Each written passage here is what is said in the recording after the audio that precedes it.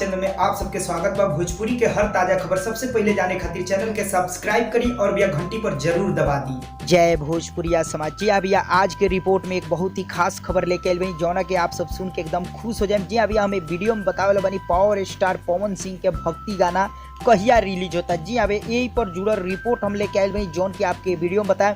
चलिए भी आपके बता दी, कुछ दिन बाद हम रिपोर्ट लेके आई बनी, यानी 2 दिन बाद हम अपना चैनल पे रिपोर्ट डाल रहा बनी। लेकिन बहुत ही खास रिपोर्ट बा, खुशी के रिपोर्ट बा।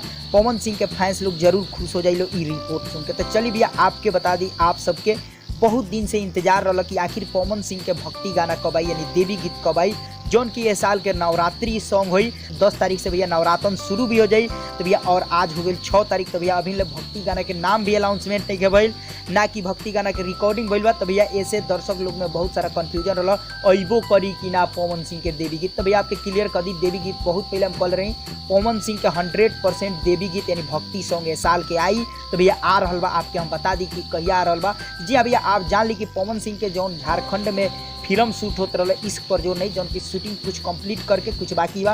ओकरा बाद भैया परसों पवन सिंह फ्लाइट से मुंबई पहुंचने और कल भैया गाना पे ही काम भइल। अभी गाना के रिकॉर्डिंग नहीं भइल, जाना के भैया आपके बता दी आज रात में पवन सिंह गाना की रिकॉर्डिंग करिए। जी हाँ भैया, आज रात में पवन सिंह कुछ गाना के रिकॉर्डिंग करिए, फिर भैया कल परसों रिकॉर्डिंग करिए। लेकिन भैया आपके बता दी, जौन गाना आज रात में रिकॉर्डिंग वो भैया रिलीज हो जाए, आपके बता दी कल शाम तक, नहीं तो भैया परसों। जी हाँ भैया, परसों तक एक गाना पवन सिंह के आप सबके बीच आ रहा बा देवी गीत। वो भी भैया आपके बता दी कौना चैनल से आ रहा बा। तो भैया वो चैनल हुई वेब म्यूजिक।